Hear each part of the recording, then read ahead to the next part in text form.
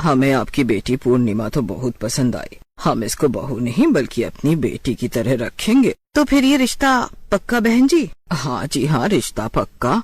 आप तो बस अगले महीने शादी की तैयारी करिए। अंकुर बेटा, तुम्हें रिश्ता पसंद तो है ना? अरे चुप रहिए जी, आप कुछ भी बोलने लगते हैं।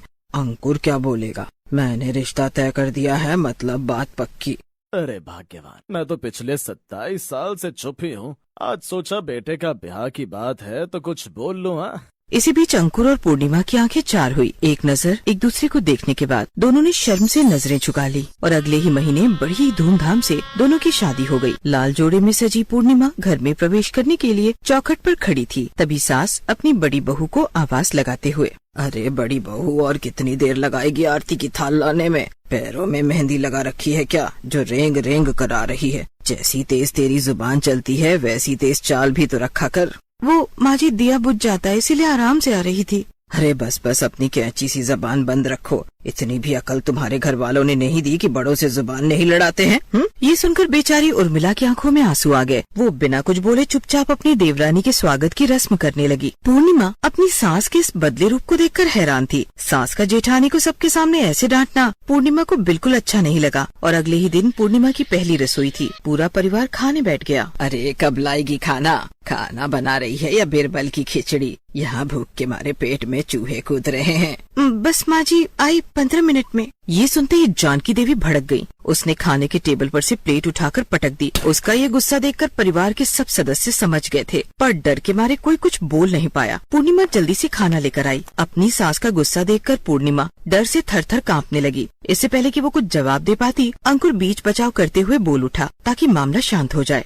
अरे माँ, कोई बात नहीं। पूर्णिमा को हमारे घर आए अभी 1 दिन ही तो हुआ है। ये लो, अब यही सुनना बाकी रह गया था। ये अभी से बन गया जोरू का गुलाम। इतना कहकर जानकी गुस्से से तमतमाती हुई खाने के टेबल से उठ गई और पैर पटकते हुए अपने कमरे में चली गई। पूर्णिमा को सास के इस रवैये से बहुत तकलीफ हुई। वो अपने कमरे में जाकर सिसक सिसक कर रोने लगी। उसकी जेठानी भी उसके पीछे पीछे गई। अगर मुझसे गलती हुई थी तो माँ जी मुझसे अकेले में भी तो बात कर सकती थी ना। अब इस पर पगली चुप हो जा, माँ जी दिल की बुरी नहीं है, बस उनका स्वभाव ही कुछ ऐसा है। जेठानी को तो ये सब सहने की आदत थी, लेकिन पूर्णिमा को नहीं थी। इस वजह से उसे बहुत तकलीफ हो रही थी। कुछ ही दिनों में पूर्णिमा की ननद पूजा की शादी की बात बन गई। आज उसके ससुराल वाले आने वाले थे। कुछ देर बाद सभी लोग उनके घर पहुंच गए। पूर्णिमा सबके लिए कोल्ड ड्रिंक लेकर पहुंची, लेकिन तभी अचानक उसका पैर उसकी खुद की साड़ी में ही फंस गया। और फिर क्या था, उसने सारी कोल्ड ड्रिंक मेहमानों के ऊपर गिरा दी। ये क्या बेहूदगी है? तुम्हें इतनी भी तमीज नहीं कि मेहमानों को सर्व कैसे किया जाता है? माँ जी मुझे माफ कर दीजिए, मुझसे गलती हो गई। घबराई पूर्णिमा जल्दी जल्दी नीचे पड़े सारे ग्लास उठाने लगी, पर डर और घबराहट के मारे उसके हाथ से ग्लास छूट जाते हैं। छी छी छी, बेशर्मी की हद होती है। तुम्हारे माँ बाप ने तुम्हें कोई काम ढंग से करना सिखाया भी है या नहीं? जो करती हो सब गलत करती हो। अरे कोई बात नहीं समधन जी, बच्चों से गलतियाँ हो जाती हैं। छोड़िए ना इस बात को। समधन जी आप बिल्कुल चिंता ना करें, आज से पूजा हमारी बेटी हुई।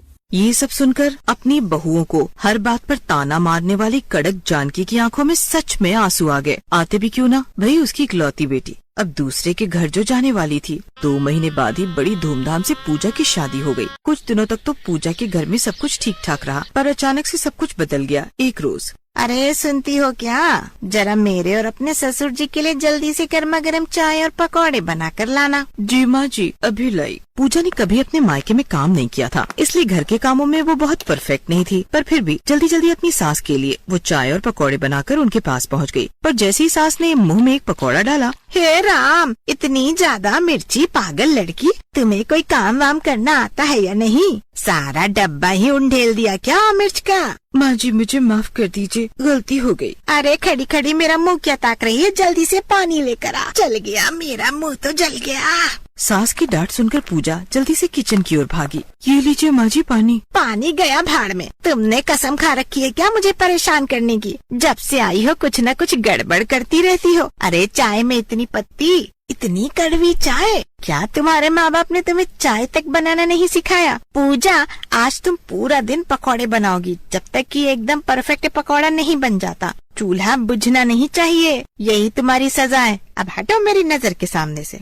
सुधा इतनी जोर से चिल्ला रही थी कि पूजा का मन बहुत दुखी हो गया। वो सुबकते हुए वहाँ से चली गई और पकौड़े बनाने लगी। अब अक्सर बात बात पर उसकी सास उसे डांट लगा देती। पूजा इन सब से काफी परेशान हो जाती और थक हार कर वो एक रोज अपने मायके आ गई। अब उसका व्यवहार अपनी भाभीियों के लिए पहले से काफी बदल गया था। 1 महीना कब बीत गया किसी को पता ही नहीं चला, लेकिन आज पूजा को अपने ससुराल से आए हुए महीना भर हो गया था। क्या बात है पूजा, वहाँ सब ठीक तो है ना? मेरा मतलब इतना समय बीत गया, अभी तक तुम्हें तुम्हारे ससुराल से कोई लेने नहीं आया? भाभी, वो बात ये है कि पूजा सारी बात अपनी भाभीियों को बताती है। इसका मतलब ननद जी, आप अपने ससुराल के काम से परेशान होकर यहाँ आई हैं? काम और अपनी सास के ताने। उसकी ये बात जानकी सुन लेती है। क्या तू अपने ससुराल वालों से परेशान होकर यहाँ आई? देख पूजा, चाहे बेटी हो या बहू, वो अपने ससुराल में ही अच्छी लगती हैं। इसलिए तू अभी के अभी उल्टे पाँव ससुराल लौट जा। नहीं माँ जी, मैं वहाँ नहीं जाऊंगी। मेरी सास बात बात पर खरी खोटी सुनाती है। जरा सी गलती हो तो राई का पहाड़ बना देती है। अगर मैं कुछ और दिन वहाँ रही ना तो पागल ही हो जाऊंगी। अरे जितना काम मैंने पूरी जिंदगी में अपने मायके में नहीं किया, उतना 2 महीनों में अपने ससुराल में कर दिया। फिर भी वो लोग मुझसे खुश नहीं होते। नहीं, ऐसा नहीं कहते पूजा। देख, नई नई शादी है, थोड़ा वक्त तो लगेगा न समझने में, लेकिन धीरे धीरे सब सीख जाओगी तुम। हाँ, इसलिए मैं कल ही तेरे ससुराल वालों को फोन करके यहाँ बुलाती हूँ। उन्हें ठीक से समझा भी दूंगी।